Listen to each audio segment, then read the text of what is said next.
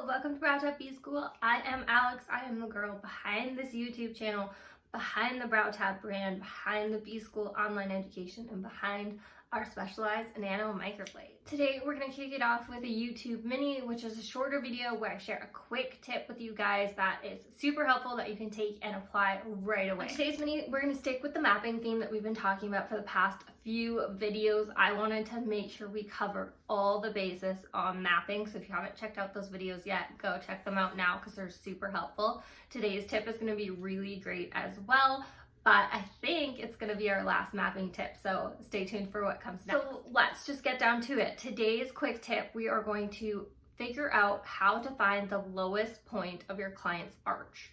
So we have a lot of measurement points that we do when we string map to find every other point, but it always feels like finding the lowest point of the arch can be a little bit of a struggle, but I'm going to show you a tip today on how to find it, and you'll never have to struggle with it again. So I'm going to do it on myself today so you guys can see how it's done. I'll also share a video of me doing it on a client. I got real close to the camera.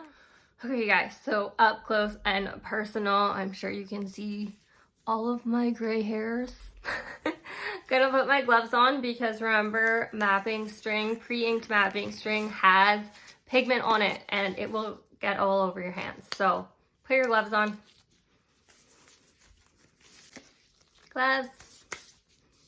Just got my hair out of the way. And grab your BrowTab pre-inked mapping string. Pull out a piece. Okay. So we got our string. So what we're gonna do to start is we are working with the fronts of the brows because this is going to help us find where the lowest point of the arch is gonna be. So I'm gonna work on this brow, so focus on this brow. So we're going to find the base of the fronts of the brows and mark that point. We're also going to find the tops of the fronts of the brows and mark that point. Now we want to find where the fronts of the brows start. So we can use multiple measurements. Some people like to use the inner corner of the eye, which I find works really well, and it generally tends to line up with the inner part, or I guess, yeah, the inner little dip in the nostril. Sometimes you can use the outer part of the nostril, but if you see on my brows, that's like way far out. So you kind of want to use the start point of my inner eye and the middle nostril and mark that point. And the great thing is that you marked a little bit on my nose because we want to use this point, the exact same point that we used to start the front of the brows, to find the arch point. So you're going to go back to that spot, and this might be a little bit hard because I'm looking at the camera, but we want to find the outer point of my iris and pull it up to the tops of my arch and mark that, and that is my arch point. So if we pull my arch points across, we'll also have the tops of my arches. Awesome.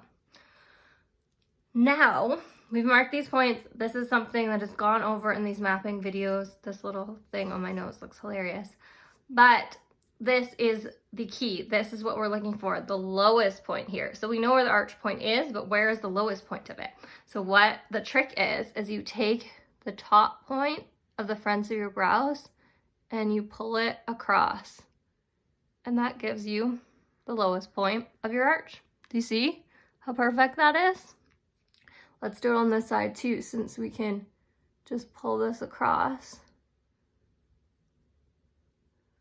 The lowest point of my arch. I should probably have it filled in just a little bit more based on those measurements, but that is what you're gonna do. Once again, the top of the fronts of your brows pulled across to your arch, and that's the trick for today. Try it out on your clients, guys. It's going to be a game changer. Check out how it's done on a client when they are laying down.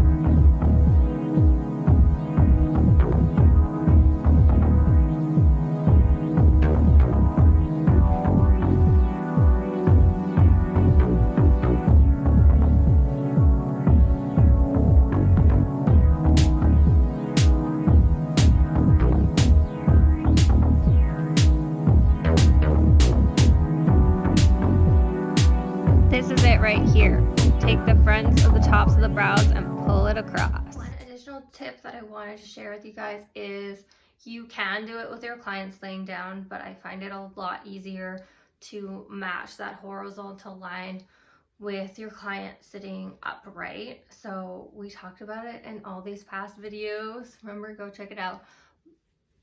But we always want to check our measurements, our points with our client sitting upright, because thanks to gravity, our faces change from lying down to sitting up. So because this is a horizontal point, it is one that we at least want to check with them sitting up. We can do it with them lying down, but it's just easier to do it once they've sat up. So that's it for today, y'all. Quick tip, but total game changer. This is a point that a lot of us struggle with, and now you don't have to, because you know exactly how to find that point on both sides of your client's brows. If you haven't checked out our last videos on mapping, go check those out, because those are going to be super helpful as well if you're struggling with any sort of mapping issues. If you put all the info together that I shared in this video and all of our past BrowTab BSchool videos, you are going to be mapping like a pro. Combine all this info, practice it on your clients, and you'll see the changes in your mapping. If you liked my quick tip today and this mini format, please leave me a thumbs up. If you want to see more videos like this, more tips and tricks for microblading, more BSchool business education on how to grow your brow business, subscribe now.